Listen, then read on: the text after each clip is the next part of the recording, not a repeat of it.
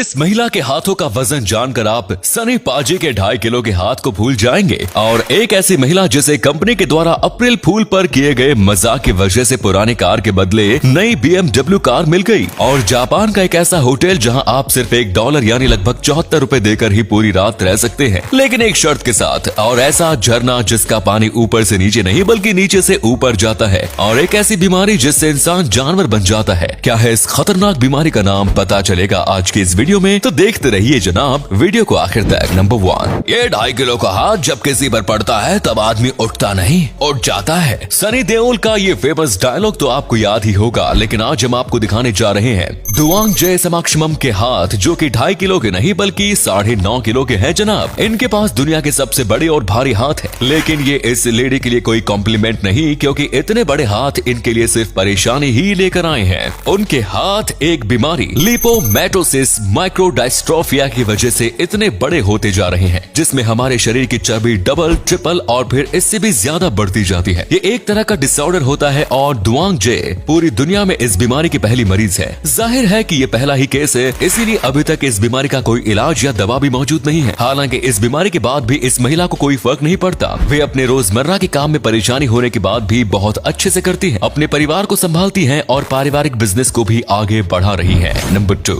क्या आपने ऐसा कोई इंसान देखा है जो खुद को जानवर समझकर जानवर की तरह बिहेव करता हो? ज़ूऑथ्रोफी नाम का एक साइकोलॉजिकल डिसऑर्डर होता है, जिससे ग्रसित इंसान अपने आप को गाय या भैंस समझने लगता है और उन्हीं की तरह बिहेव भी करने लगता है। सिर्फ इतना ही नहीं, इस डिसऑर्डर से ग्रसित मरीज इन जानवरों की तरह ही चलना भी शुरू कर देता है, उन्हीं की तरह घास भी खाने लगता है, जानवरों के झुंड में रहना पसंद करता है और इंसानों की तरह बात करने के बजाय जानवरों की तरह आवाज निकालने लगता है। इस रेयर साइकोलॉजिकल डिसऑर्डर के पीछे की वजह अब तक सामने नहीं आ सकी है। इस वजह से इस बीमारी का कोई पक्का इलाज भी अभी मौजूद नहीं। नंबर 3, 2015 में अप्रैल फूल डे पर न्यूजीलैंड में BMW कंपनी ने एक अप्रैल फूल स्कीम निकाली। इस स्कीम के द्वारा कंपनी ने लोगों से कहा कि वो अपनी पुरानी कोई भी कार BMW के शोरूम पर लेकर आए तो उसके बदले में उन्हें नई ब्रांड BMW कार गिफ्ट दी जाएगी। चूँकि इस योजना की घोषणा 1 अप्रैल को की गई थी, इसलिए लोग भी ये समझ गए कि BMW लोगों को अप्रैल फूल बना रही है। इसलिए कोई भी बंदा अपनी पुरानी कार लेकर BMW के शोरूम में नहीं गया, लेकिन तियाना मार्श नाम की एक महिला अपनी 15 साल पुरानी कार लेकर शोरूम पहुंच गई। एंड गेस व्हाट, कंपनी ने उस महिला को एक नई चमचमाती हुई BMW कार दे दी। नंबर 4, जापान में मौजूद आसाही रोक्यान नाम का एक होटल है,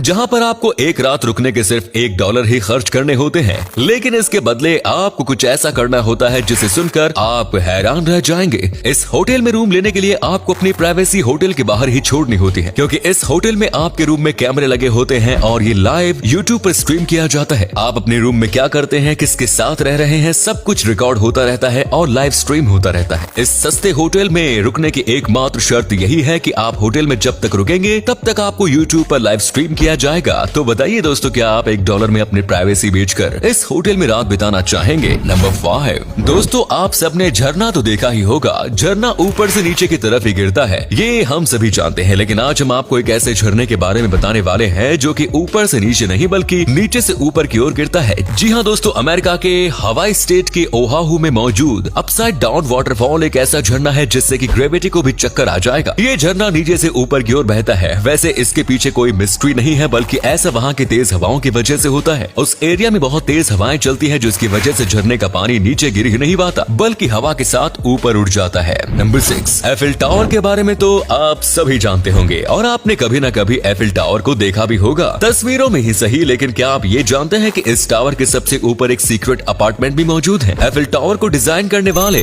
गुस्टेव एफिल ने इस टावर को बनाते समय इसके टॉप पर अपने लिए एक अपार्टमेंट भी बनाया था। इस अपार्टमेंट में 2 बेडरूम, एक किचन, एक बाथरूम और एक बार भी बनाया गया था। उनके मरने के बाद इस अपार्टमेंट को सील कर दिया गया था, लेकिन अब दोबारा से इसे टूरिस्ट्स के लिए खोल दिया गया है। गुस्टेव की याद में आज भी इस अपार्टमेंट में उनके स्टेचू रखे हुए हैं। नंबर 7, दोस्तों पूरी दुनिया में किस तरह से प्रदूषण बढ़ता जा रहा है ये तो हम सभी जानते हैं, लेकिन सिर्फ जानना ही काफी नहीं। दुनिया के कुछ देशों ने इस परेशानी से छुटकारा पाने के बारे में सोचना भी शुरू कर दिया। बढ़ते प्रदूषण और ग्लोबल वार्मिंग के खतरे को कम करते हुए फ्रांस ने अपने देश में एक नया नियम लागू किया है। इस नए नियम के अनुसार इस देश में अब जितने भी बिल्डिंग का कंस्ट्रक्शन होगा उन सभी बिल्डिंग के ऊपर या तो पौधे लगाने होंगे या फिर सोलर पैनल। ऐसे नियम दुनिया के सभी देशों में लागू होने चाहिए। नंबर 8, सेंटर ऑफ यूनिवर्स के नाम से मशहूर एक जगह ओक्लाहोमा के तुल्सा में मौजूद है। ये एक रहस्यमयी जगह है जो कि पूरी दुनिया में मशहूर है। इस जगह के बीचों बीच खड़े होकर अगर कोई आवाज निकालता है तब वो आवाज कई बार सुनाई देती है, वो भी 3 गुना ज्यादा गूंजकर। लेकिन इस सेंटर के कुछ कदम की दूरी पर खड़े दूसरे इंसान को वो आवाज सुनाई ही नहीं देती। ऐसा क्यों होता है, इस बात का जवाब किसी के पास नहीं है। ये आज तक अपने आप में एक रहस्य है। नंबर 9, जैसे फुटबॉल में ब्राजील और क्रिकेट में ऑस्ट्रेलिया का किसी जमाने में एक तरफा दबदबा हुआ करता था, वैसे ही कबड्डी में भारत का एक तरफा दबदबा आज भी कायम है। आप में से बहुत से लोग ये बात जानते होंगे कि कबड्डी का जन्म भारत में ही हुआ। इंटरनेशनल लेवल पर कबड्डी की शुरुआत होने के बाद से